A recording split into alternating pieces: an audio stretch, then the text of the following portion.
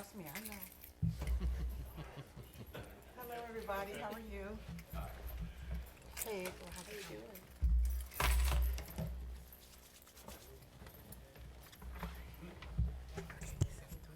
This meeting. Okay, I have 7:30, so we're going to get started on the Rolesville Town Board meeting, March 17th.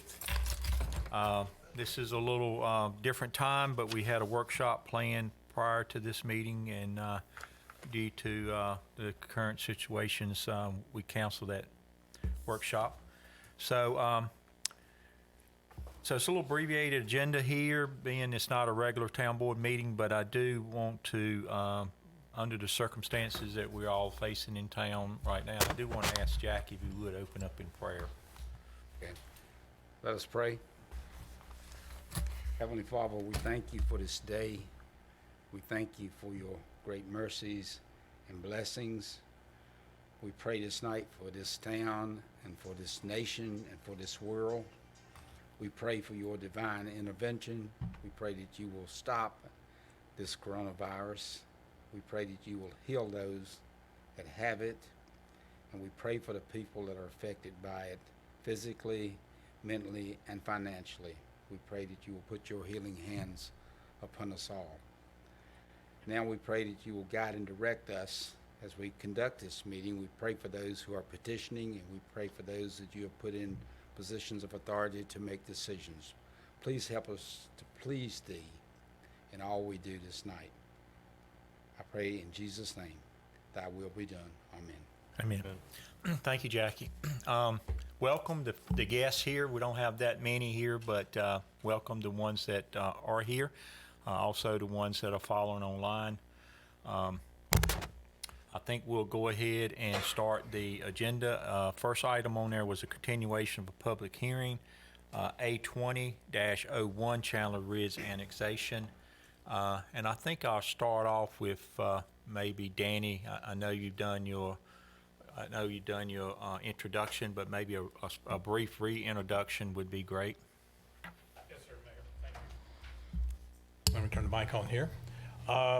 As you would recall from the previous meeting, this is a petition of annexation involuntarily. The area outlined in red is the area that's in the annexation. And as was discussed in the last meeting, that there is a portion of the property that's outside the corporate limits or outside the proposed annexation boundary due to the ETJ boundary on limitation of water and sewer services was the premises behind it by the city of Raleigh in the merger agreement. So I think was the discussion at the last meeting about the area outside, which I'll refer to the town attorney to do his report. But the question is, do you wish to proceed with this annexation?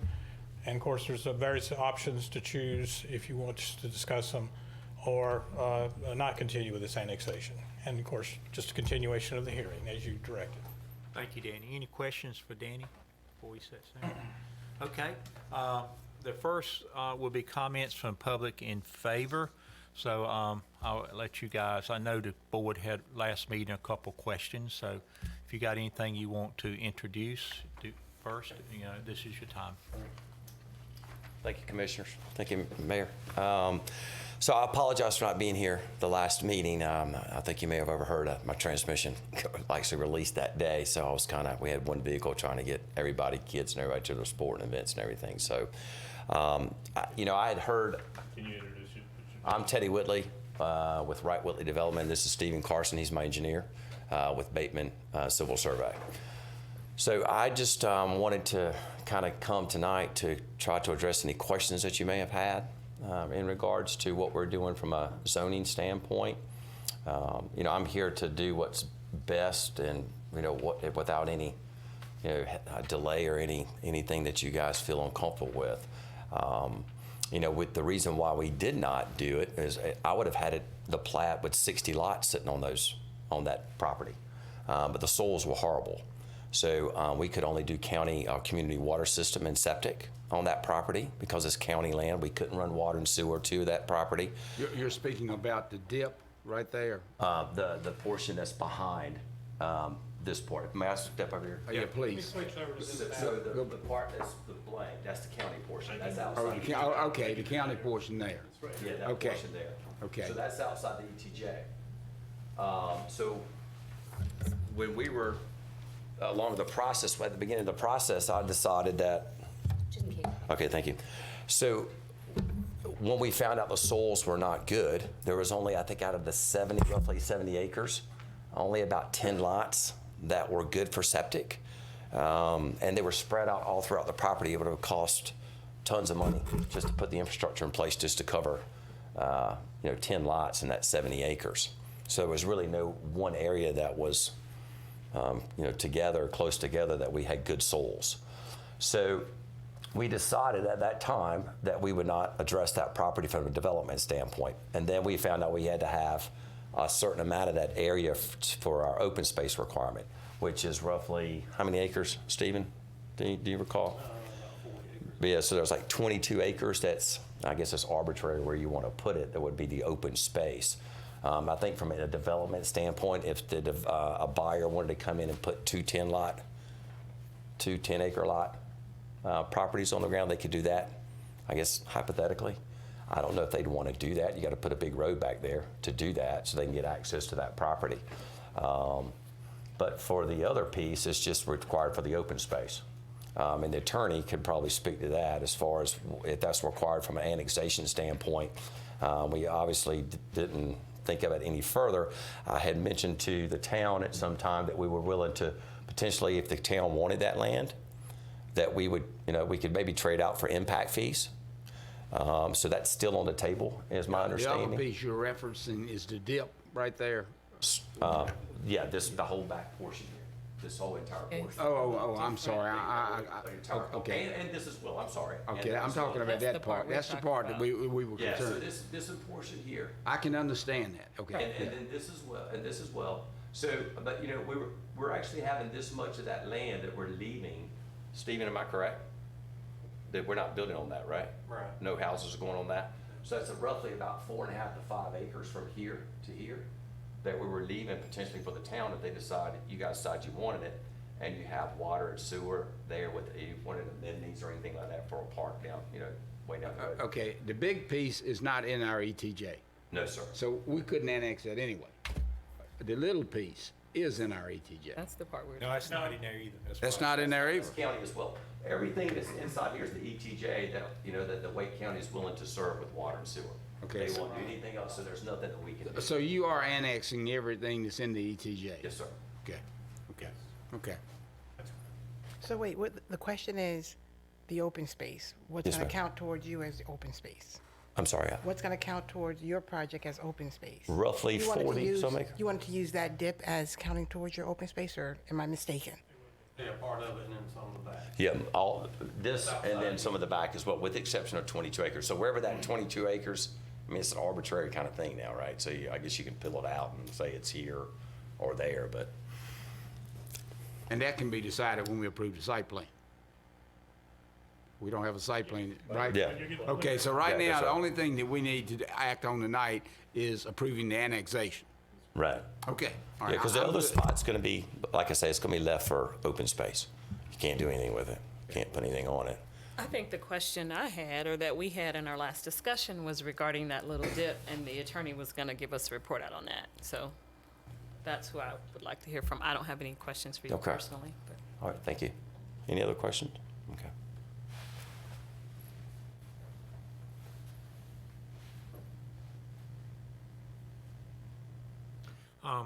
You want to ask it now? You have a good time to ask? Well, we were asking some different questions that you were gonna research, and I would like to hear what you found out. Sure.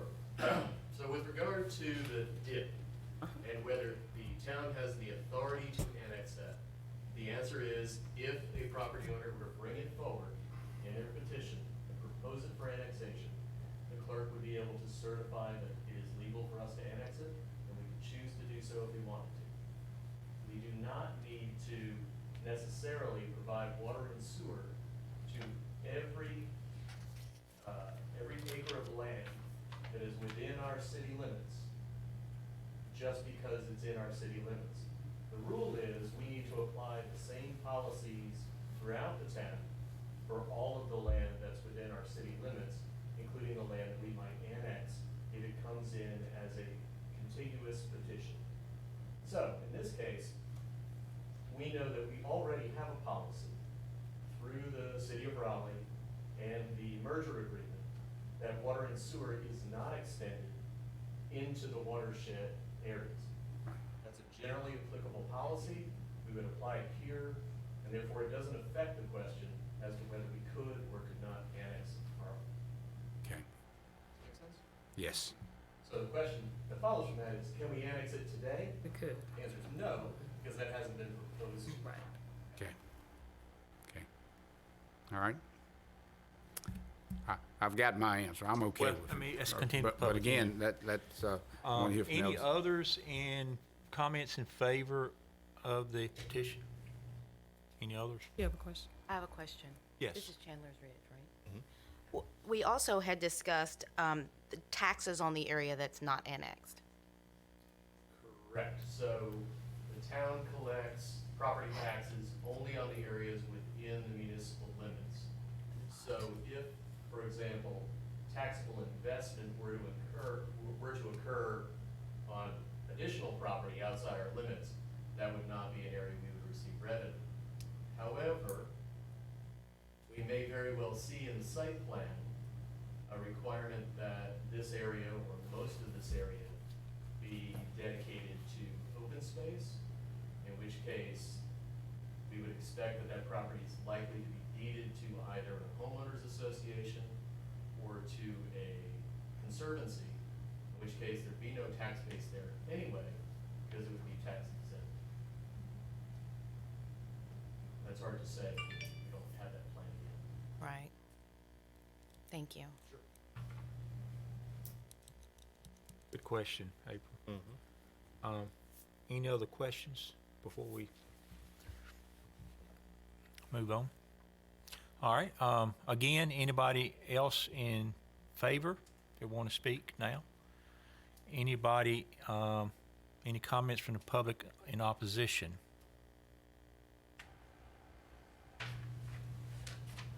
Come on up, George.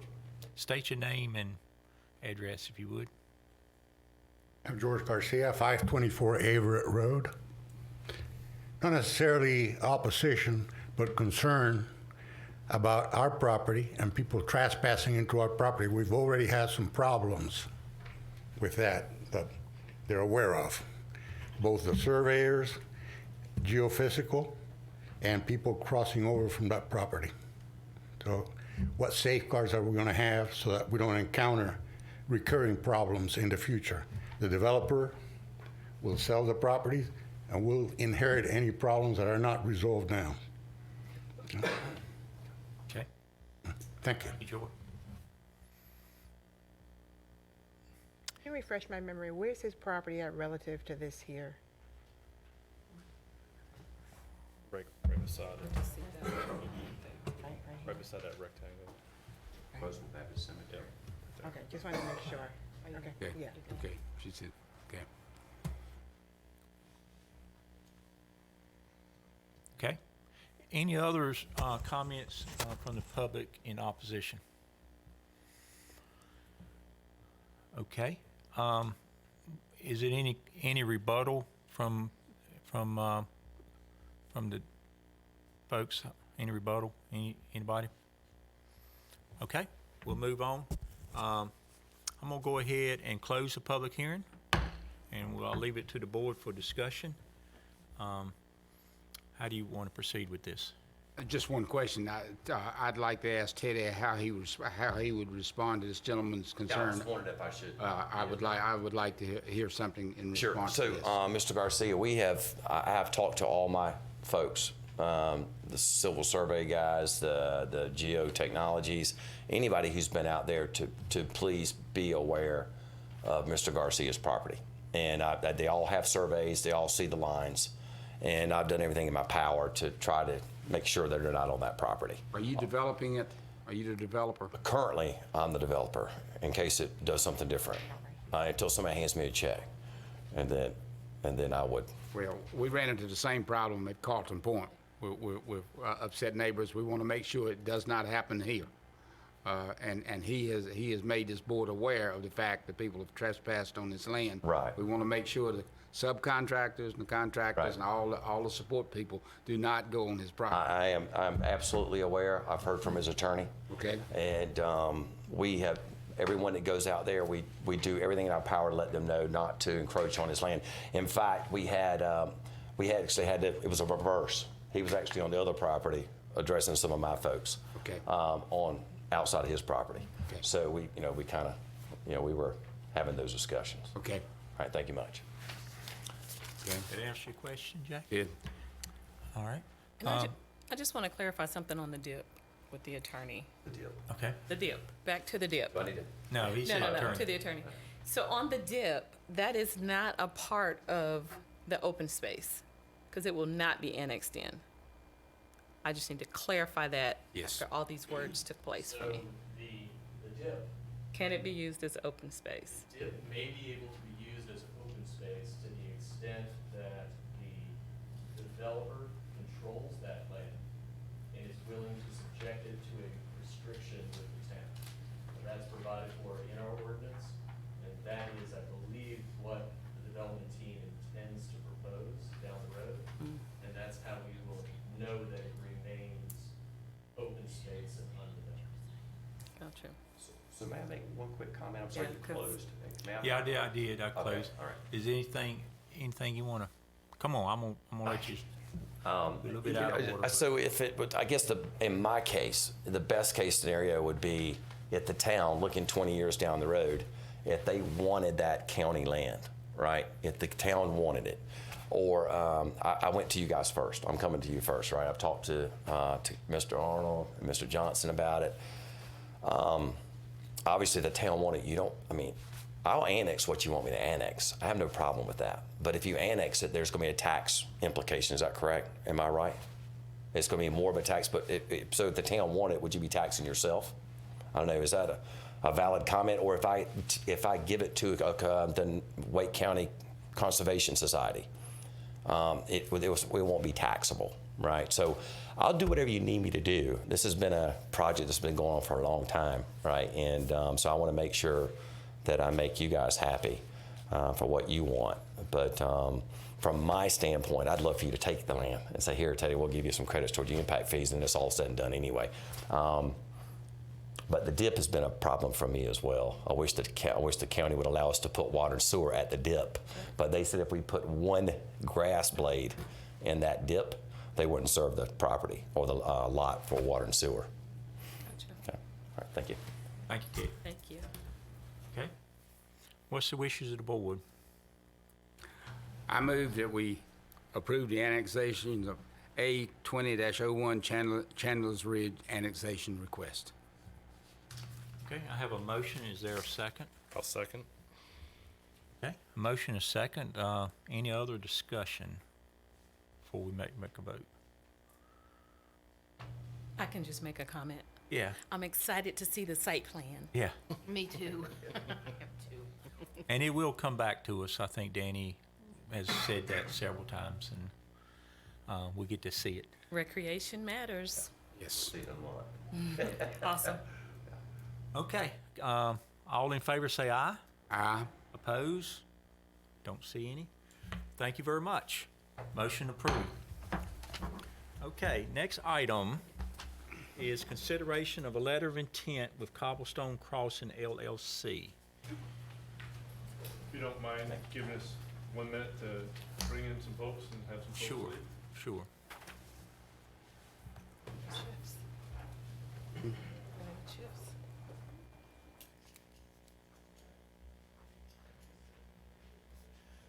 What we're trying to do tonight for the people in the audience is we're trying to keep the number of people in here down. So we're only letting folks come in that's their time to participate, pretty much.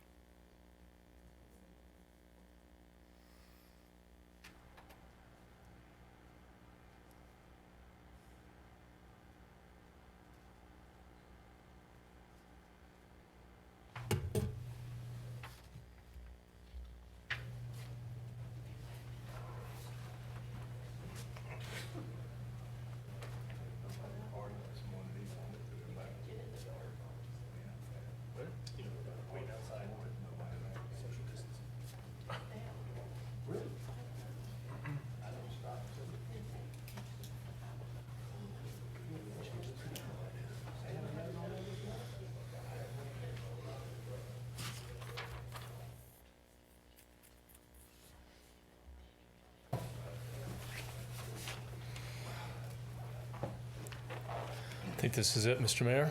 Okay, you may proceed. So, Mr. Mayor, tonight's agenda item number A2 is the consideration of a letter of intent between the town of Rolesville and Cobblestone Crossing of Rolesville LLC. This is the culmination of quite a few months in discussions and meetings with representatives of Cobblestone Crossing of Rolesville LLC, who approached the town back in June of 2019 to pursue a joint development with the town on the town-owned properties located in the northwest area of Young and Main Street. About January of 2020, in January, you entered into agreement with him to extend continuing negotiations and ability to reach an agreement. And in that, there were 3 things that were due by February 29th in 2020. Those 3 things to continue this discussion were the delivery of architectural elevations for the land, delivery of a draft final site plan for land that will be the basis of the zoning amendments, utility improvements, and a development agreement, and execution by the parties of the land letter of intent summarizing the key terms and conditions for the conveyance of the land and development of the same. The first one, delivery of architectural elevations for the land, were delivered to the staff in one of our conversations about 3 weeks ago. At that time, Cobblestone's Crossings said they were not satisfied with the kind of the results of that. They wanted to continue working. And then I believe yesterday I sent you one picture or a couple pictures of the start of that I think they will want to have ultimately work towards. So for purposes of this discussion tonight, staff is considering that we have had something delivered and we're continuing to dialogue and continue to work on that. The second item is delivery of the draft final site plan for land that will be the basis of zoning amendments. That was in your packet. That has been delivered. And that will be the basis and probably be continued to be evolving as we continue discussions if we enter into this letter of intent. But that will be the premise. It has evolved a couple times over the last few months, but this one really starts squaring away on bringing in some additional properties, starts being a little bit more specific on identified uses such as commercial, residential, and a governmental purpose facility. And then in your packet, and why we're here tonight, is to meet that third criteria, which is the execution of the parties of the letter of intent summarizing key terms. And in your packet is that draft letter of intent, and I want to just review verbally a couple of highlights of the letter of intent. The letter of intent is a binding agreement between a developer and a town to negotiate in good faith and due diligence and to complete the purchase agreement and the development agreement within 60 days of executing this LOI. The developer and town will partner together to build a downtown center mixed-use development and to accommodate a variety of uses: commercial, residential, retail, and government. The developer will acquire from the town the properties currently owned by the town in the northwest quadrant of the intersection of Young and Main Streets. The agreed upon purchase price in the LOI will be $2,080,000. If you remember, that is the value that came forth from the third-party appraisal that both parties funded. After we had individual appraisals, we agreed to have a third appraisal, and that's the value that came out of that. The developer and the town will enter into a development agreement indicating provisions for development incentives to facilitate the project and creating build-out requirements or performance benchmarks pertaining to construction of the project. That's a very important piece. That gets back to what we've talked all along, that you have certain expectations for this development, and you want to see performance. They have certain expectations. They want to see performance also. So now will be the time through this process that we'll start having those mutual performance contracts developed in the development agreement. And the town incentives would be extended over a maximum period of 5 years, as called out in the LOI, so that the value of incentives will be recaptured by the town within that time. That's the intent, is that there would be a period of time not to exceed 5 years if we do negotiate incentives associated in this next round of discussions, which would be found in the development agreement. So the LOI tonight, if you approve it, was set forth kind of dual tracks. One is the purchase agreement tract, which quite frankly will probably be the simpler of the two, and then the development agreement tract. And that'll be the more complex one, in which we'll have the terms and such that'll be set forth as we move ahead, that if both those are approved, would be kind of the guiding document for how this would proceed over time. It would be our recommendation that both of those would be coming forward to you together at the same time. They would not be considered at different times. So we'll try and work on mutually. And if you were to approve this tonight, our goal would be, obviously, by this LOI, to have those in front of you in 60 days for your consideration. Attorney Neal may have something else to add. Michael, do you have anything else to add? Michael did all the work in this. I want to recognize his work on this. We do have representatives of Cobblestone here tonight, if you have any questions for them. Otherwise, the staff's recommendation to approve the letter of intent tonight and move forward over the next 60 days. Good job introducing that. Just for the interests of the public and also people that's interested in this, I think you used a term, this is just another round of discussion that, tonight approval. But it's still, a ways from final approval or really the approval.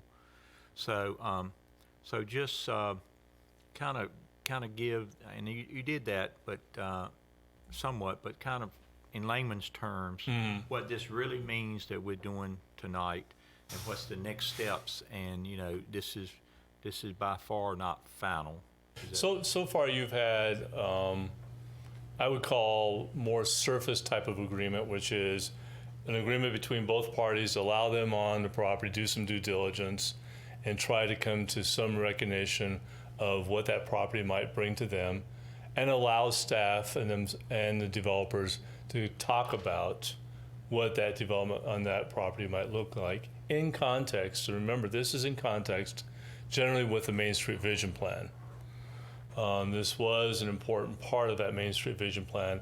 And so essentially what we've been doing for about the last 9 months is gone through 3 extensions of that agreement where we've allowed them to continue due diligence. We've shared information, all the information they've attained on that property when they went on, environmental considerations such, they've shared with us. So now our file on the property is even more rich as a result. But essentially it's got us to a point now where we are both ready to really start talking about how this development can occur. We've been kind of talking about it generally, but now it's really time to put some terms on it. So that's what's going to happen next, is we've kind of done this discussion in the context, is this really an opportunity for both parties or not? I think both of tonight agree that it could be, and we want to go next step and spend resources and time to develop this next level agreement.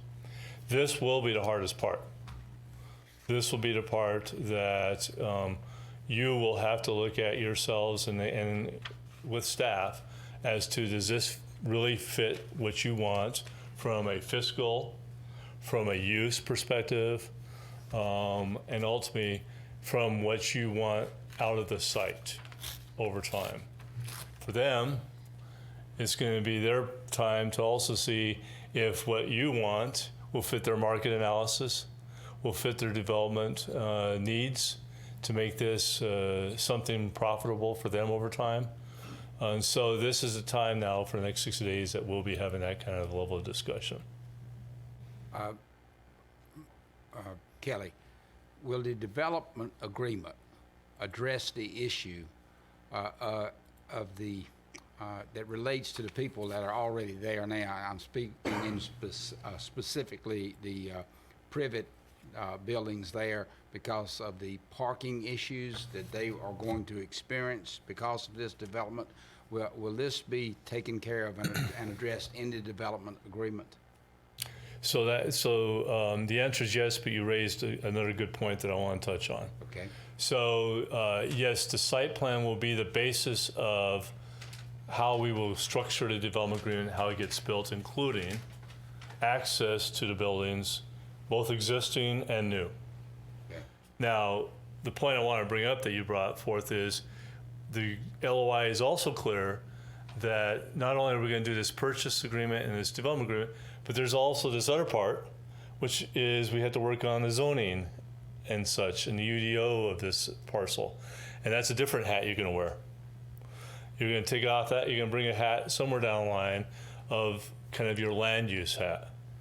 And that will be in there, Mr. Wilson, is requirements for the parking of this site as we develop the kind of the parameters of development as we revise the overlay district to allow this kind of development to happen. So there's going to be two kind of bites to that apple. One is what is the parking requirements and such going to be required in this area? And two is then obviously development agreement, how it's going to be developed and how we're going to access parking as it relates to new and existing buildings in there. So the letter of intent, I need to break it down even further, just Yep. simpler terms for me. So the letter of intent is our letter to say, hey, we agree to come up with a development agreement with you, Yes. right? And so then the development agreement is where we get more specific. Yes. On this is what they're proposing, we like this, we don't like this, or we work together to kind of negotiate where we get to in the end. Correct. Is that understandable? Okay. I just needed to break it down further. Okay, gotcha. Thanks for that clarity. Mr. Neal, do you have anything you'd like to add? But only to amplify that point, the purchase agreement dovetails with the development agreement. So the purchase agreement will drive the conveyance of the real property upon the satisfaction of the conditions that need to be satisfied, that both parties have agreed to, that triggers the sale, if you will. Sure. Treatment of other land could very well be contained in the purchase agreement rather than the development agreement, but I don't know that either side is necessarily wedded to that question. But that returns us to the manager's comment that we would want to bring to you both agreements with the recommendation of the staff together at the same time. Gotcha. I'm good with that.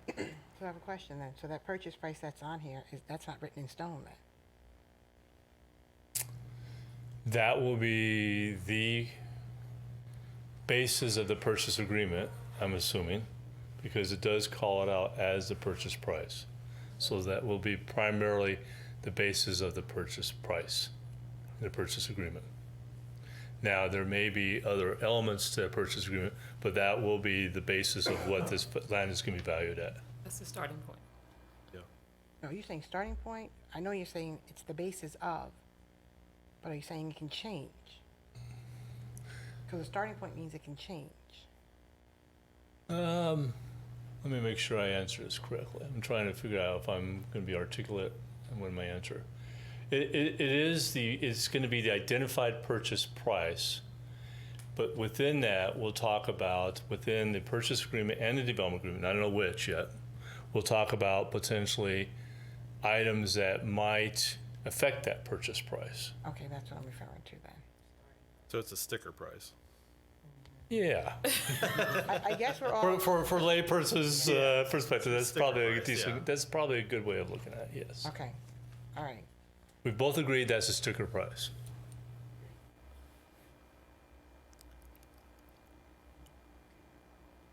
What do you need from us? Just I don't know if you have any questions for them. If you don't, then I think we would like to see you approve the LOI, and we would be ready to move forward. But with approving this LOI, we're not approving this draft site plan. That's a part of the discussion to come. Right.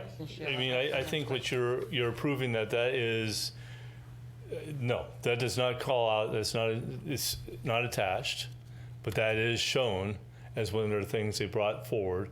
That will again be the basis of the starting point of the conversation of the final site plan. And more importantly, it'll be the discussion of what we do with the zoning and the overview overlay district. So it's a concept. This is a concept that they've proposed. This may not be. I think of those design shows, you know, they start with one concept and they end up with something else because something came up and they I had think to change something. since it's been delivered to me, it's probably already been changed. Once or What we twice, saw maybe. a couple of weeks ago, not the one that we just happened to see this week. Right, I'm just clarifying for the public and for my knowledge. yes. That this could change a little bit. And I think our other concern is going to be the historic house that's on that property as well. That's going to be another point we're going to want to address. Ingress and egress issues, I think you mentioned. So this paperwork that we have, it says, in addition, initial architectural evaluations for the land have been delivered to the town staff, but the developer is making some revisions before they are presented in the public session at Tuesday's meeting. So they are, the pictures I sent you yesterday is kind of the basis of their starting point on what they will kind of start working from. That shows sorry, I don't have it here for the screen, but it kind of shows some of the looks. Like the and the elevation. yes, the elevations of those buildings. But it really didn't address the things that we got stuck on last time we met. So I guess that's the concern here. But as long as we know that that price is not what it is and that we're moving forward, this is our starting point.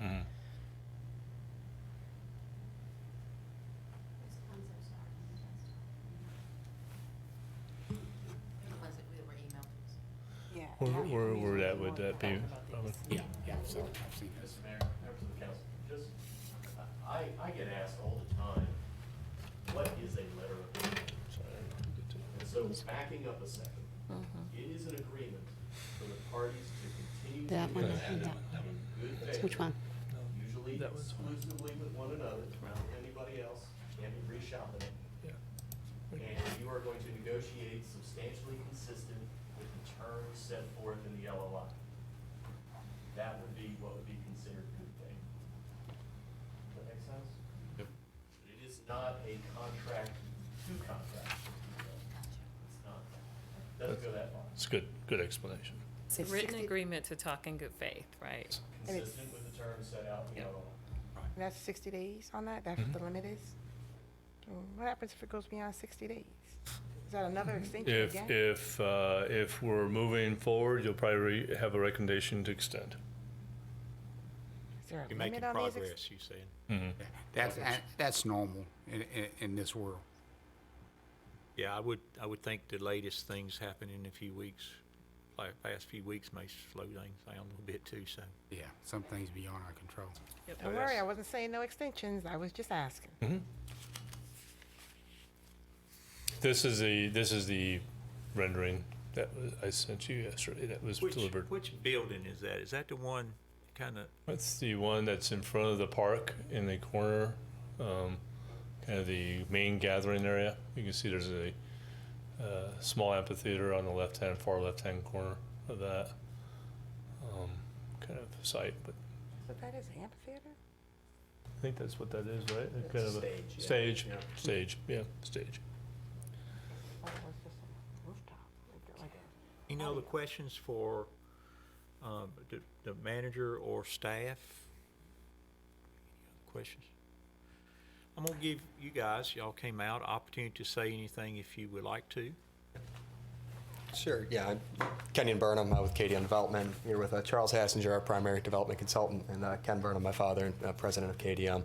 Just for the record. Sorry, give which the two are you addresses referring to? Sorry, right here in the front. That is, Yeah, and Charles Hassinger right here, and then Ken Burnham on the end there. Do you give your addresses too, if you don't mind? Oh, so yeah, we've got 428 Swans Mill Crossing, 8120 Bentwood Place, and I don't know, I'm sorry, Charles, I don't know yours. 8480 Honeycutt Road. 8480 Honeycutt Road, yeah.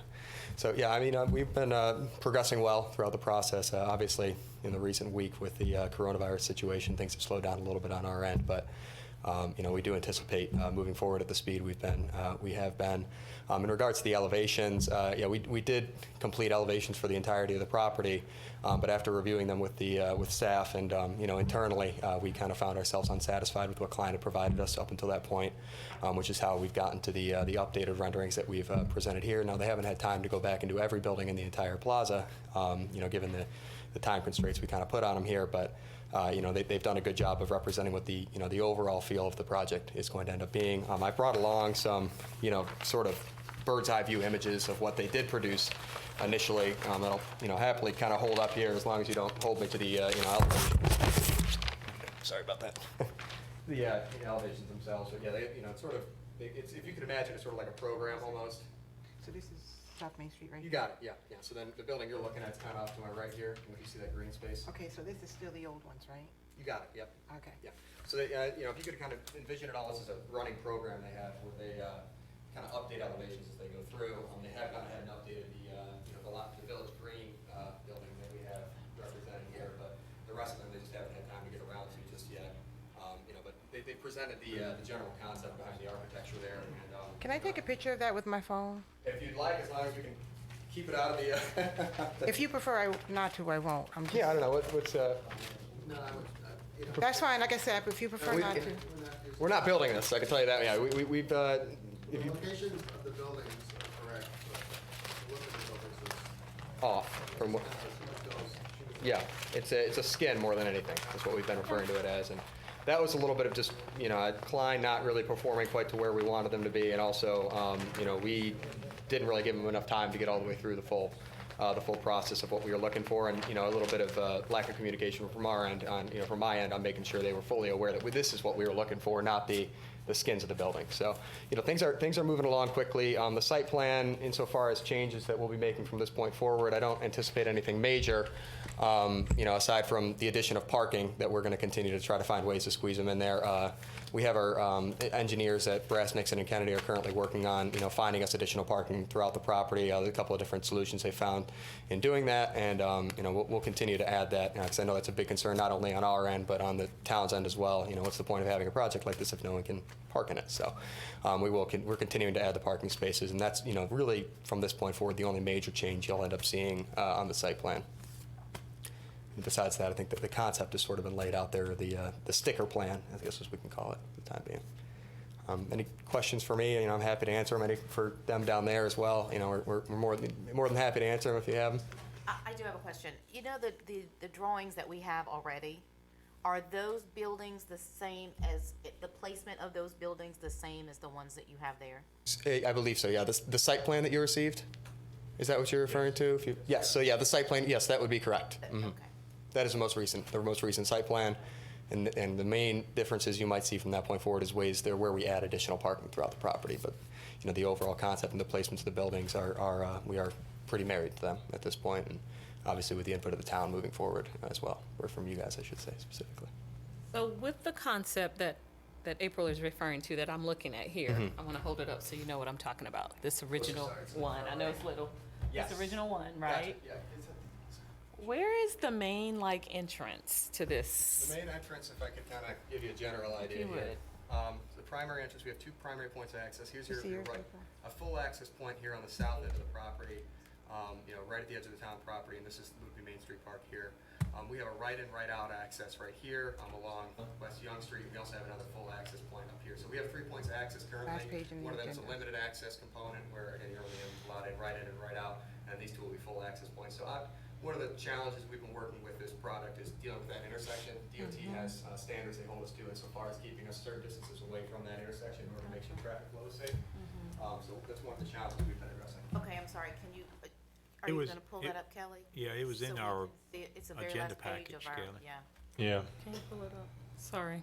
I No, you're all right. thought it was So just we me. all just- if You gotta just practice. I don't do that know for how to all- get to the agenda practice pack on running, this. so.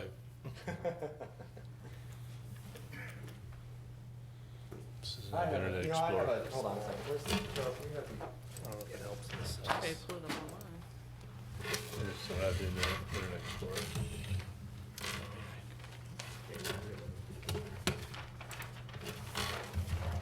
Is that the one? This is the most updated one, yeah, I believe the one with all that stuff. Hold it up Oh, and yeah, that's. turn it around so everybody behind me can see it too as well. Here, I'll hold it while you. Yeah, that would be show- perfect, thank show you. them. So, yeah, we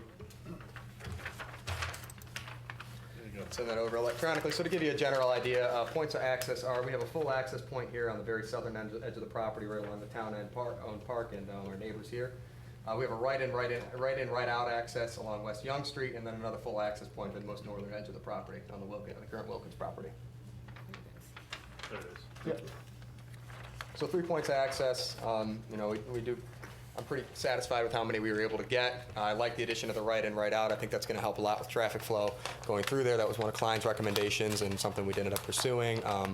You know, we are actually too close to that intersection to make it a full access point, according to DOT standards, but for the time being, that right-in, right-out will work, you know, well in conjunction with the full access point that's a few hundred feet to the north there, and then the other one to the far southern edge of the property.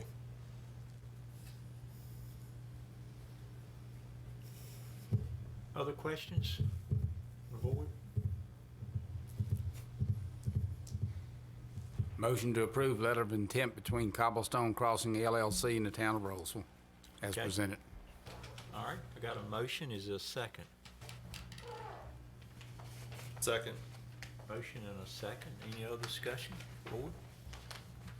All your questions been answered? The only concern I have is the, and this will come with the development discussion, right?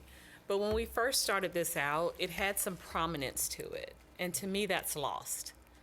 And when I say prominence, we talked about a clock tower, and it doesn't have to be a clock tower, but something that shows some prominence in this, because otherwise it feels almost residential to me. No, let me help, again, we're missing, well, I'm glad we had Klein sort of do the original skins at least and bring up some additional points. So what you're looking at here, again, I brought some additional renderings as well, but I'll walk these around too. So this would be an angle.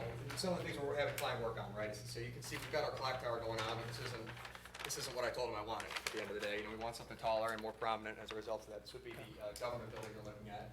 And in behind it, a full two-story commercial building with rooftop bar and kind of dining area back there, that more stone one.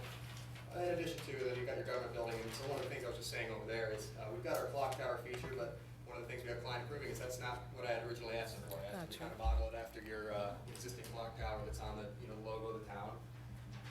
In addition to that, we've had a couple of other renderings down there. And we, just so you know, when we had this discussion, staff, I think we brought up, hey, go back to the Main Street Vision Plan, right? Because it laid out characteristics, as you described them, of what we envisioned. So I think that's where they're taking that to heart. You saw that by that first drawing. I think they're going to take that and start building upon that. But that's what we hope to see too, because that's in the spirit of the plan. That's the spirit of what you hope was going to happen down there. Good, because I was a little concerned, but yes. Just to reiterate, right, all of these buildings that you're seeing along the road that have road frontage, all of which are commercial on the first floor. So, residential above, but again, commercial on the first floor. So we are, retailers want to be, along the road. They want to be seen by traffic going by. So we've taken advantage of all of that frontage, to the point, with the exception of, our access points going in there. So, we are. Thank you, Kenyon. Yeah, you betcha. Thank you. Good question, because I think what, I'm not sure if Sheila referring to this or not, but I think the whole community saw that the night that had the public, viewing, and there was some elements in there. I remember the clock tower was one, and there may have been some others that, I think not only Sheila, but the community is kind of thinking those things, would be something that we would like to see as we go forward, so. You'll continue to see those. Yeah. And I know this is just the start, so good question. There weren't any fountains or anything in there, right? None that are planned yet, but we do plan on incorporating them. It's still too early to have those specific plans. Yeah, I mean, we've had some problems with fountains at our other project, just with the kids throwing stuff in and so, Using it as a bird bath. Okay. the fountains will probably not be a prominent feature, but certainly the clock tower. And we could have something that looks like a fountain with flowers in it. That seems to work pretty nice. Or benches, or? Yeah, all those features will be incorporated. Yeah, I think we just It want says to some basically type of make sure it's character. not going to look like an apartment complex stuck in the corner of our corner right there. That's Sure. what they're worried about. And I have that concern as well. I just want to make sure that's, A good corner. yeah. Yeah. Okay, just where we at, we got a motion on the floor and a second. Any more discussion among the board members here? I'm good. Everybody good? I'll call for a vote. All in favor say aye. Aye. Aye. Any opposed? Great. Passes. Thank you. Thank you, everybody. All right, moving along with the agenda. Thank you for coming tonight. know Okay, I it's just a wanna say tough something. night on everybody. The It's next, kind of warm in here, right? It is warm. And I know I don't have a fever. It just feels quite warm in here. Right? I'm fanning. you need to be excused. No, I don't. I just sit there. I I was afraid agree. to say anything. I'm like, I don't have a fever. Trust me. I'm just hot. And then when she put her hair up, I knew I wasn't the only one. Yes. Everybody's face is red. Thank you, Robin. Okay, with the sorry next about that, discussion, it may even get warmer. Discussion of COVID-19 update. I think our town manager is going to Anybody need a shot? hit this one up. Need a shot. We're gonna be drinking that stuff A soon. shot of something, but that ain't it. That's valuable stuff, Kelly. It is. Thank you. Cold water in the icebox. Okay. We added this Friday to the agenda and asked to take a moment to give you an update on the coronavirus, let you ask any questions or anything. What has transpired in the organization's life and my life and the mayor's life for probably the last week, I would say, is daily, if not multiple, one or multiple conference calls and call-ins and listens and discussions with primarily representatives of Wake County and Wake County municipalities. About a week ago, tomorrow, the Wake County managers did have a meeting with the Wake County administrator. It was a really good meeting in which we all agreed that it made a lot of sense for us to take our lead from Wake County and what they're doing and how to do it, because we believe it's probably good for the county to be generally uniform in how we proceed on this. I can tell you that in North Carolina, Wake County is the leader, unfortunately with the numbers, but also the leader on how they are operating in this context. I've been very impressed by them. If you didn't see the news tonight, they have now moved and taken up a complete floor of their offices for their emergency operations center. Their emergency operations center is on level 2. Every morning at 11 o'clock we have a briefing, and today and this all since Saturday they've had upwards of 80 people on any given hour operating out of that emergency operations center associated with this, taking information, disseminating information, all responsible for some aspect of it. So as we have progressed over the last week, we've been taking our cues from those conversations. We get together, like I said, at 11 o'clock every morning. We share information, who's doing what's important, and essentially what is in place in Rolesville right now is generally what most all Wake County municipalities are doing also. This meeting tonight is one of the rare items, though, that is happening. Most all meetings have either occurred or done and have been postponed, and we can talk about that later, canceled. What we've done operationally is today we made the decision to, we're open, but we're closed to the public. And we've put a sign out and said that, we've posted that. And if you are a member of the public and you need something, you are to call and set an appointment, and we'll make arrangements to meet you in an appropriate location. Otherwise, We're doing all our business via computer, internet, or phone, and that seems to be a model that everybody else has gone to. The park is open. The bathrooms in the park are closed. We have posted a sign now on the equipment in the park that we're not disinfecting. Use at your own risk. That's the level of detail we're starting to get into in all this. Employees are practicing all the best practices. We're all kind of quarantined to our appropriate offices and doing our work. And in fact, we're calling each other when we need something. We've had most of our meetings now through WebEx or any other method that you're probably getting familiar with also as you go through your day-to-day routine. So I think as we stand today, we're kind of in the new norm. As long as employees can make it to work and we have the ability to function, we will stay in that model. If we start losing employees for whatever reasons, for whether they need to be quarantined or whatever, we'll have to evaluate our ability to kind of have personnel at site to operate as we are now. Essential employees, if we get there, will be management staff and police department. But right now we're trying to operate kind of business as usual in that model I just described. Friday, Wake County declared, made a declaration of emergency. They asked each municipality, they took a poll and said, do you want to join in?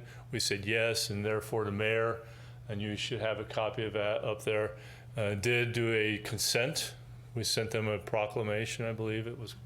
Rob and I continue. I kind of sometimes like as I kind of forget my terms every once in a while. Resolution, proclamation, declaration. But we did declare that we would consent and be a part of the Wake County emergency. So that is in place. We are now governed by Wake County and their ability to operate in emergency preparedness if and when needed. They are feeding us information today. They said, you need to start prepping if you need it to start keeping track of your costs associated with this event. Because now these are eligible since there's been a declaration of emergency. The threshold of cost is very high to be able to seek federal reimbursement ultimately. But they've recommended if there's any extraordinary costs for having associated with this event that we should start documenting and keeping track. Are you talking about cost to the city? Cost to the town, yes. The town, not to individual businesses? That's right. Okay. That's right. Just cost to the operations of the town. Hey, Kelly, just real quick. You said yes versus possibly saying no? What did I say? I didn't hear your question. Oh, you said that they had called, you received a phone call asking if you wanted to be a part of what Wake County is doing? Mm-hmm. I thought it would be mandatory. No, you have the option not to be a part of their declaration. But nobody questioned that, and therefore we did. But yeah, you don't have to be governed by their emergency declaration. For the benefit of the commissioners, the county does not have the authority to impose its emergency authority upon a municipality. So the county is required by statute to reach out to the town and receive consent. And that is why we had that statute. So as you've seen over the last 24 hours, we've provided you a few other things we'd like to have you think about and consider tonight, and probably our recommendation is to adopt. The first one is, and I'm going to let Town Attorney Neal help me out on this, but I don't know if we've ever declared a local emergency locally ever. I've not been able to see that. I've never experienced that. But as Attorney Neal indicated, we could if we had an ordinance in place. And our ordinance, we do not have anything in place that allows us to do that. So in front of you is an ordinance to amend the Code of Ordinances. You got that document? an ordinance to amend the code of ordinances. Right. Dave, do you want to explain that one, or you want me to try? You want to? Go for it. Go for it. You want to come up here maybe and do it?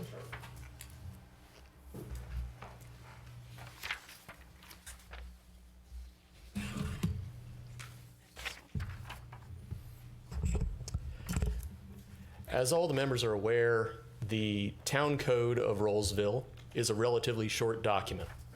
One of the provisions that it does not have, that we discovered at the commencement of this latest potential emergency situation with the COVID-19 virus, is it does not have a section dedicated to states of emergency or emergency management procedures. Most communities do have that in place. Nearly all counties have that in their code. Because we needed to take action on that immediately, I had recommended to the manager that we adopt a very brief provision that would allow the town to access the provisions of the North Carolina Emergency Management Act. And what this does is allows the board to delegate to the mayor the powers that are set forth in the act. Without this provision, the town is restrained in two ways. One, we could only take action in an emergency by a formal action of the entire board, which would potentially slow us down because we would need to convene meetings each time we needed to respond to an emergency. And secondly, without an ordinance, the town board is limited in terms of what restrictions and particular powers that are set out in the statute they can actually enact. Among these are street closures and limiting access to money. There are a variety that are listed in the act. All the things that we think of for the governor or the county when they declare a state of emergency. Limitations on local businesses, sale of alcohol, possession of weapons and dangerous materials on the street. All of those things at the local level, the town board and the town would not have the ability to take action on. By the addition of this very short provision to our code, we will put ourselves in a position where, at least for now, we are set. We're prepared in the event we need it. And at a future time, as you'll see, I've reserved a few sections there. We could come back and build a more robust emergency management procedure as the town grows, as our needs grow. And so I would recommend that this be adopted, as it would allow the town explicitly, upon a board declaration of a state of emergency, to delegate the authorities of statute to the mayor and the mayor's delegate. And all of those statutes then would be enacted under the North Carolina Emergency Management Act. And you say other municipalities already have this in place? Yeah, in fact, I think there was an assumption that Rolesville had this in the past, because we have certainly had the prior mayors declare states of emergency and then act under those emergency powers. But the statute does say upon the adoption of an ordinance, and we looked high and low and we could not find such a creature. Yeah, we had a mayor's meeting, Wake County mayor meeting last night, and I believe Rolesville is the only town that does not have the ability to do this. Mayor Burns in Fuquay was one of the first ones to implement theirs, and they did it last Friday. So, talking to the mayors last night, the ones that haven't got to the point of implementing this is going to do it, I think.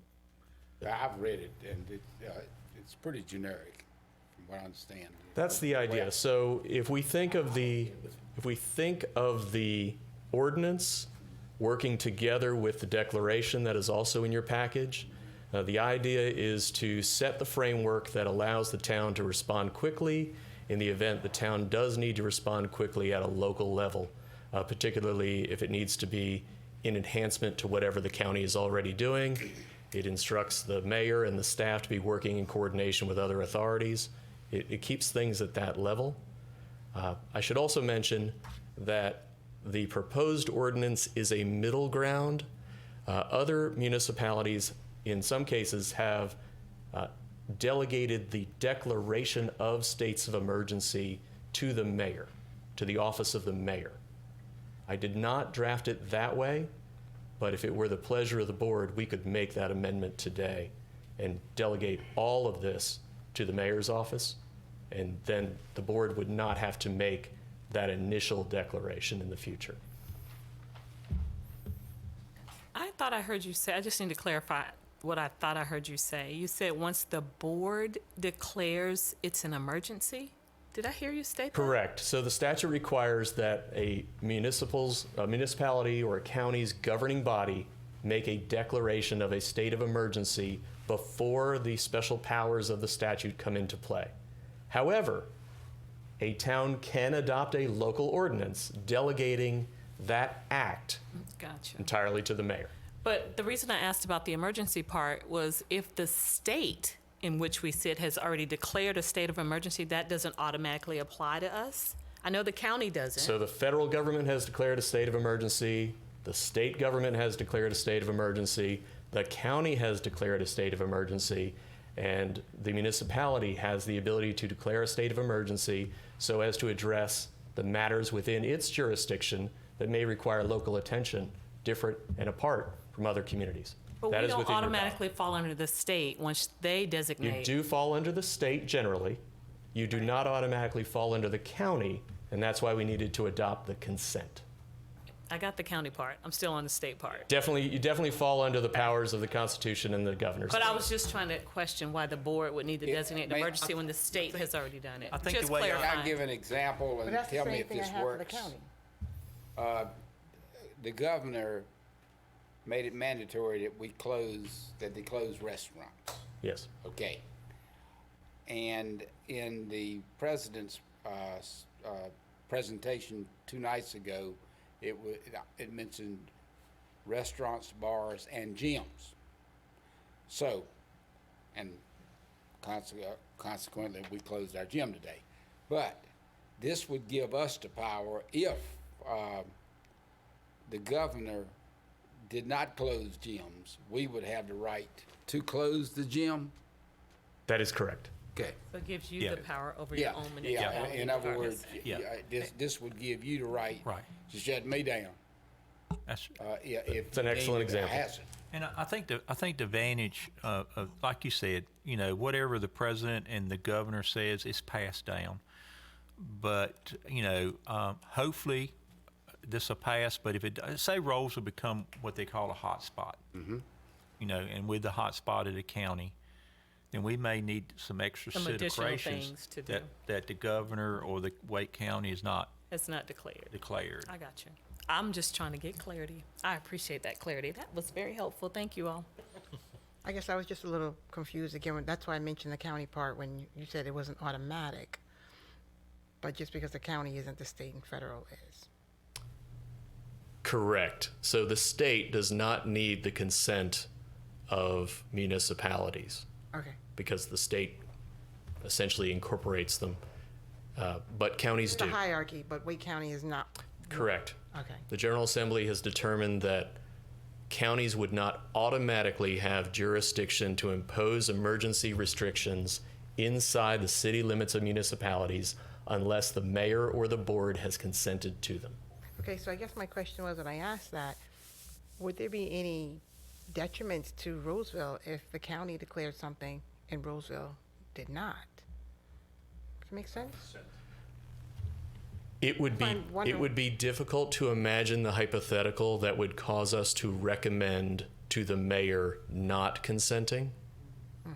However, if we could imagine a hypothetical state with a very large city, which is a municipality, that felt that they knew better than the more rural, undeveloped parts of the county, that city council may not feel they needed the assistance of the county and may choose differently. That's a hypothetical state with a hypothetical city. Gotcha. They feel that they don't need the assistance of the county. Does this if Rolesville needs help in any way, monetarily, does this open up doors? No. Okay. Go ahead. I think there'll be some county money. Right. So for example, let's use. I like Commissioner Wilson's example, which is a nice, clean one. When we come to financial reimbursement, it is likely that the county and the state's actions already have opened those doors. However, for reasons that may be important to the board, it may still be wise to make your own declaration proclaiming to the staff and to the mayor that you expect the staff to pursue that reimbursement. That would be a great thing to be contained inside of a declaration of a state of emergency.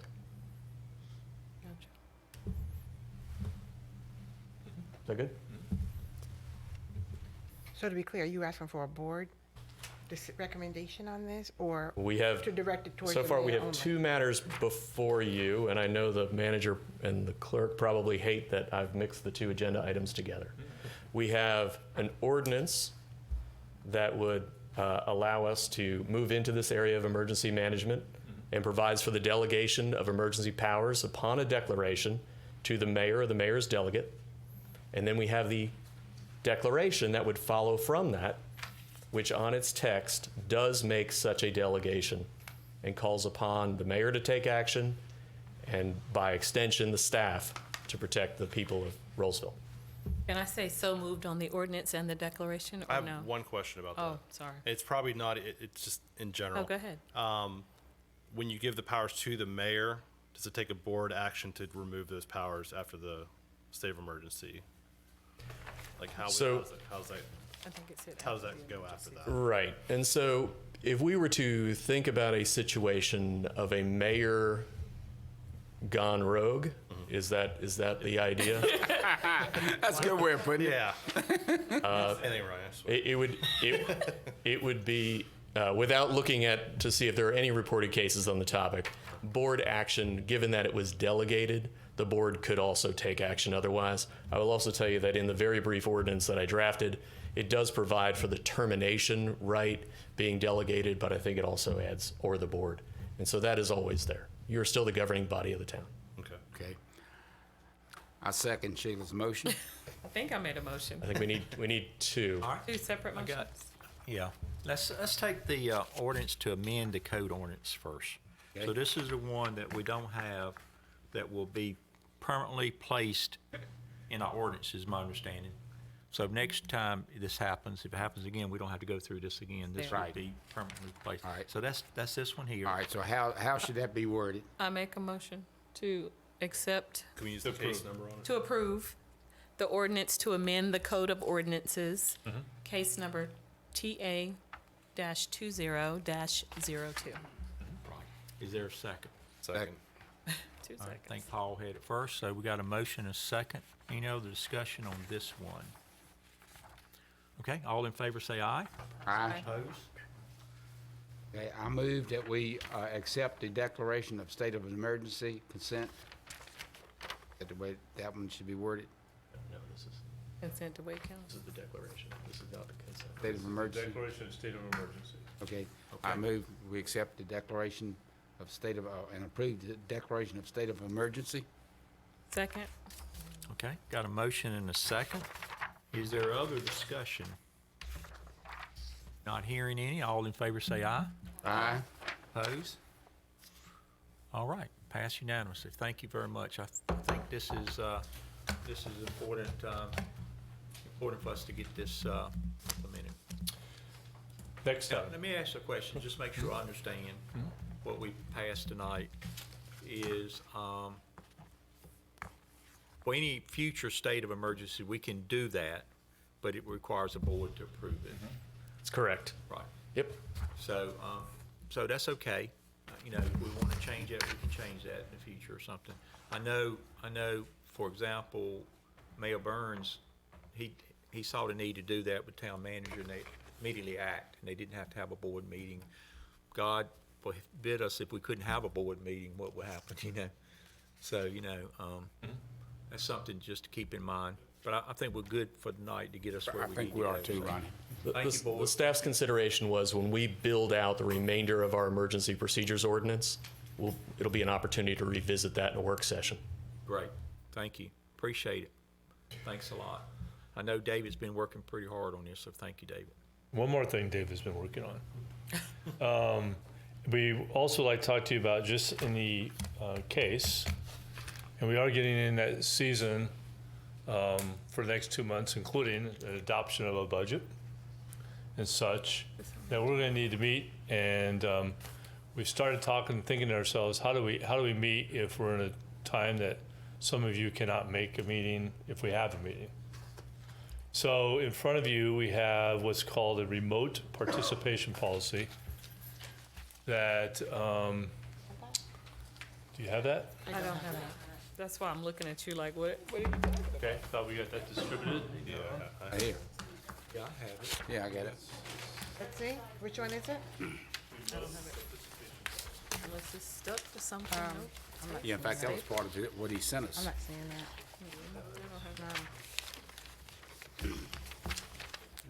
No, I I don't think see he's it. coming around. You can hang on to it. Unless I trashed it.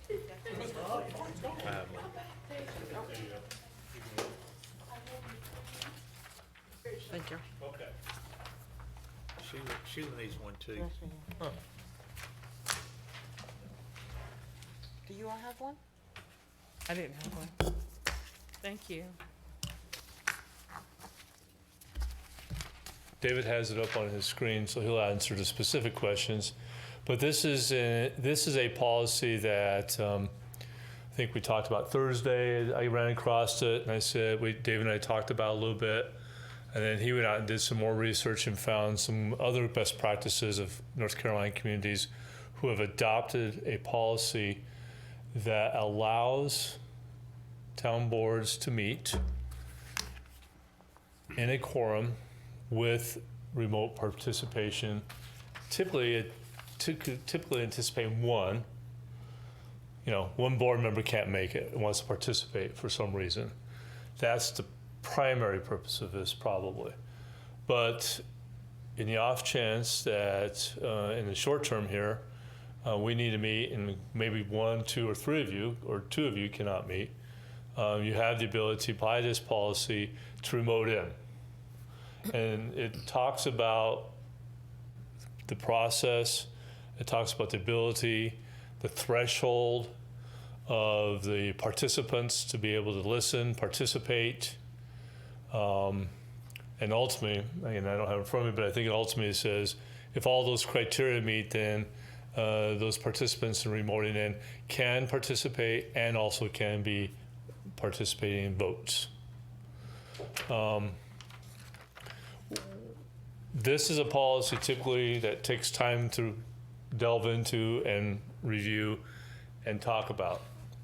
But in light of our circumstances, it's our kind of opinion that we might want to consider doing something like this tonight.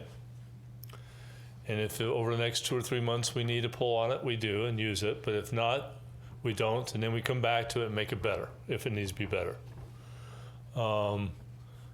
Unless you see something tonight you want to change. But this would be something I would ask you to consider and think about adopting tonight so that in case we need to use it in the next few months, we have the ability to remote in an individual board member or 2 to participate in a board meeting. Hey, can I just ask if we can get about 2 minutes to just read this real quick? I'm just. Yeah, seeing it. yep, Okay, yep. Good, thank you. So I sent it to you, I think I sent it to you this morning, but go ahead, keep on reading. for an example, since Jackie likes to do examples. For example, if we have 2 members that's quarantined, but they still have phone, they could still call in and participate in a meeting while they. But their vote could not be a deciding vote. That's right. Correct, that's right. Yeah, that's the one thing that stands out in here to me, and I think it's good. In other words, I don't think if it's it's a good. closed vote, we don't vote on it until we're all together, face to face. So if we don't vote on it. So we don't vote on Yeah, it, but okay. yeah. But in this case, if we have more than 2 members, we have 3 members that are not available, we can't meet. That's correct. You can meet, you can't take action because you won't have a quorum. Right. So you cannot use, as drafted, you cannot try to use the remote participation policy to establish a quorum, nor can you use the remote participation policy to achieve a vote one way or the other. Y'all hear that? Now, and to the extent it's helpful to the public or to those who wonder, the reason that remote participation policies are so difficult for municipalities and counties is that the North Carolina general statutes provide for presence, members who are present, and the rules apply to members who are present. We do not have any case law in North Carolina as to what that means. So the policy that is here before you threads the needle with the best guidance from the North Carolina School of Government to come up with a way for members who, for good cause, cannot attend to participate and continue to serve. Especially in an emergency situation. This sounds like our policies are really outdated because virtual has been in place for a while now. Come on, North Carolina. That's true, and so Yeah. The devil's advocate to that is that councils, commissions, the North Carolina General Assembly are deliberative bodies where there's a value to seeing each other, to gathering together at these meetings. That's the idea. I'm sorry to laugh. That's funny. Thank you, Dave. Okay, I tried. And I know, Dave, you know this. There have been some towns that have tried to go to virtual, try to get approval for Correct. virtual, and none of them has been able to get through as of this time. Correct, and so informing this policy, the Morrisville remote participation policy, the Wake County policy, the Durham County policy, and the City of Durham policy, and the town of Riverbend, thanks to the manager picking up an excellent policy that they have. The City of Winston-Salem had sought a local bill in the last session to authorize remote participation. That was a difficult vote for that council. It was split in terms of whether they wanted to bring it to their local representatives at the General Assembly, and it was introduced, but it did not pass. And that bill would have allowed for remote participants to establish the quorum, would allow for remote participants to take part in quasi-judicial hearings. So it was really looking to go to the full virtual structure, but it did not move forward. So just so I'm clear on it, so if there's only two of us here, is there even a meeting? Okay. Have a meeting for informational. No, he said no. Well, Quorum. you won't have a quorum to take action. Can't take Right, action. so, but is Correction. there, but So is you there have really? you have sort of two different issues. You have the open meetings law, Right. and then you have quorum. Right. So that's why we're often concerned with, are we abiding by the open meetings law in terms of our gathering to conduct business without notice, and we need to be doing that in public. Secondly, in order to take action, we need to not only have provided notice, we need to have a quorum and then have an affirmative vote in the majority. So there's layers to build. So just to be clear though, if only two of us show up for a meeting, what do we do? Are we still listening? We're not doing anything except, okay, go home and come and reschedule. I will tell you, in my experience, I have been a member of a public body. Only two of us were there. We designated one person as the presiding officer, and we adjourned the meeting because we could take no other actions. Okay. Yeah, and that's kind of what we would make a decision whether it's valid to go. I've been in plenty of these, like Triangle J, which has a big quorum, and we meet sometimes and we don't have a quorum. Every item on there we have to vote on, we just mark out. But you can go over informational stuff, staff can give reports, all kinds of things can happen. Even the manager give reports, but all the items that you have to take action on, even approving the minutes and stuff, you have to just mark off, because you can't vote on anything. I just want to be clear, because if you have two here and one is able to plug in remotely, it's still, there's no action. Actually, we have, given the number of members that we have, quorum includes the mayor in the count. Okay. So we could only maintain a quorum with 2 absent members or 2 remote participants. Okay. I didn't read this earlier. So I know this is not a ordinance, it's not a proclamation, it's not a resolution, but I still think if it's a good idea, it'd probably be good to make a motion to approve this policy. If you want to sunset it, we can come back at the end of the year and just review it, make sure we're still good with it. But for purposes, again, I think this is something that we want to think about, not only short term, but probably even long term. Just because you never know when you need, that one person would like to participate, is unable to in person, but could otherwise, and you have at least a policy to let them participate.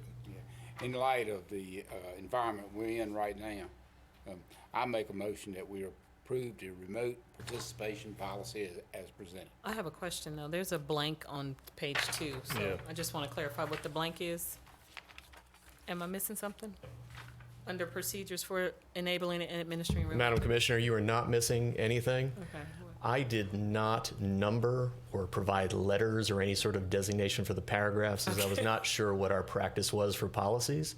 So if the clerk decides that it needs letters and numbers, then that will reference back up to whatever the letter and number is. And if we don't, they can just come out. Okay, perfect.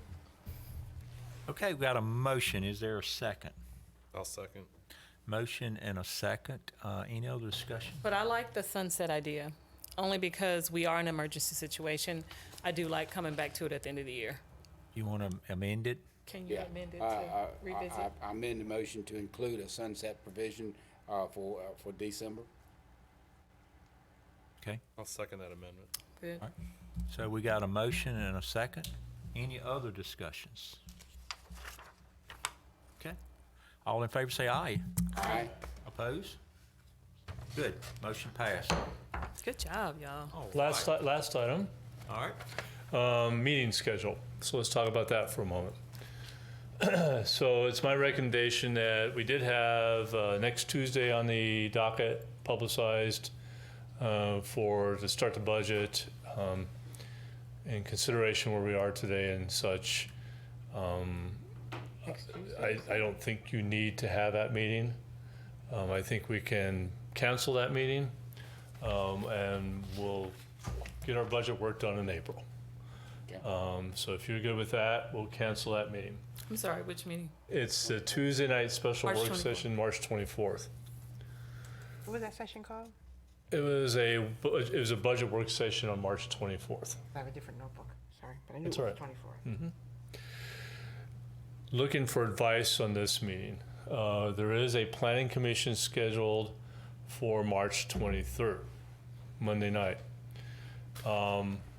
There is a rezoning and one other item, a technical amendment discussion for the planning commission. The development that's down south that you all are aware of, south of Kalis Farms, their density that they would like to see in a zoning is too much, and they would like to have a technical amendment considered as they move along. So there's that item, and then the rezoning of the property next to Team Extreme is on the planning commission. All the neighborhood meetings have been held. If you're comfortable in this setting, or would you like to let them make the decision, or do you have any advice on what to do with that planning commission meeting? I think I'd see what they're comfortable with. I mean, that's their meeting. Yeah, So. I'll tell you what what the other mayors have done, we were kind of in a dilemma because we need to get some things done tonight. Especially around some of these things we just approved this last part, more than anything else. But I know Wake Forest and most of them has canceled every town-related meeting to the end of the month,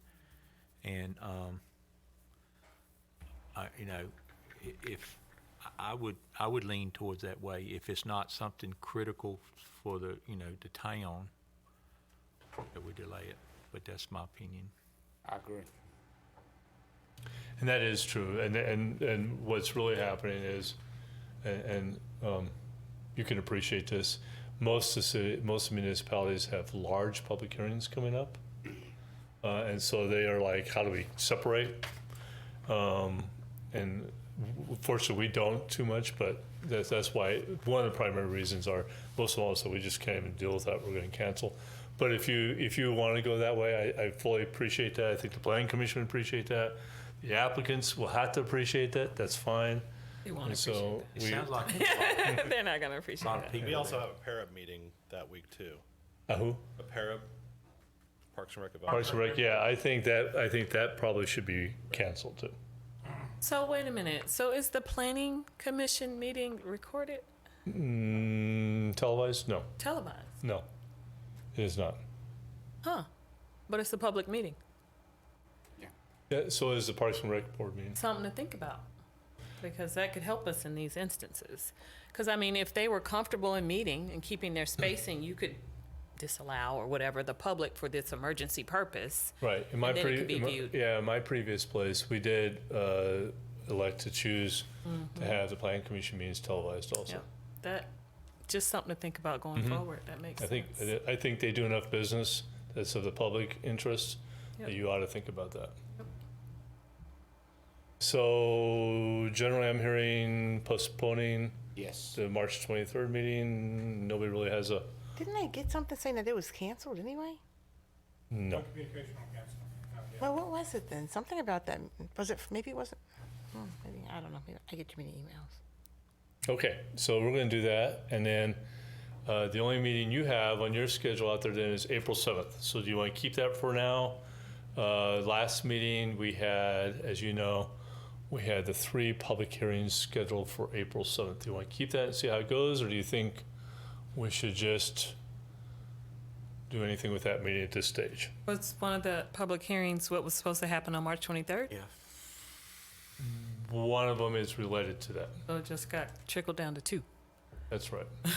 I think we should make a decision after next week. Yeah, after the. I think we need to see what this 2-week confinement is going to bring, and I just don't think we ought to make that decision for another week. But you have to have time to give We can do notice. that by consent. And you got to have time to give notice. I would though. just, Yeah. we would just call and the Yeah. mayor has the ability to. I can do that. And Yeah. I think one of the things we need to look at is, what are our neighbors doing? You mentioned our parks are staying open, but our restrooms are closed. I know some towns have closed everything, the greenways and all, to keep the public. I didn't hear that, but okay. But we're okay, right? We don't have that much. I'm kind of concerned if kids is on the playground equipment or something, but That's why we posted the signs out there. right. But yeah, Are they basically saying play at your own risk? But yeah, we'll But see. I think the big unknown here is, I'm just thinking about the basketball player, the one guy, because I think he's cute. He comes to my mind that he has no symptoms, but he has it. Yeah. He's talking online. He's like, I don't have a fever. I have nothing. Right. So I get leery on the playground equipment only because it may show us as somewhat irresponsible if we say play at your own risk when we know we're in the midst of. it says that this equipment's not disinfected. Oh, okay, gotcha. I would say let's close. Say close. Okay, Closed for now. close the playground. Okay. I think so. Are there, has anybody gone to the playgrounds? Are there any kids out there playing? I do not know. Sorry, Does anybody know? we have not. I don't have a direct report on that. Okay, so parks closed, What if they're out? canceling March 23rd, Planning Commission, March 24th, Town Board Commission, the Parks and Rec Advisory Board meeting, March 26th, I think it is. And then next week, make a decision or thereabouts on April 7th. meeting. There you go. Good? Yes. Planning is definitely going to be canceled. Yes. Anything else for us? That's all we had tonight. You was going to mention about the strategic plan, kind of what you was planning on doing going forward with that. Maybe a quick update to the board, your idea on how to proceed with that. I think in the We didn't have email. our workshop. Sure. So in the email, I think Amy laid out a recommendation that, and I can tell you, you all did some great work over the weekend, and I know that was a lot of reading. And as I read through it this weekend, I started thinking, and I saw the results. I said, we're probably making this too difficult, based upon your reaction and such. And I think what we've come to the conclusion is you've got a good plan. You've got everything that associated with the plan, including the goals. The initiatives, which we always had the premise was going to be the work program, still going to be the work program, and we don't need to promote them. We don't necessarily need to prioritize them.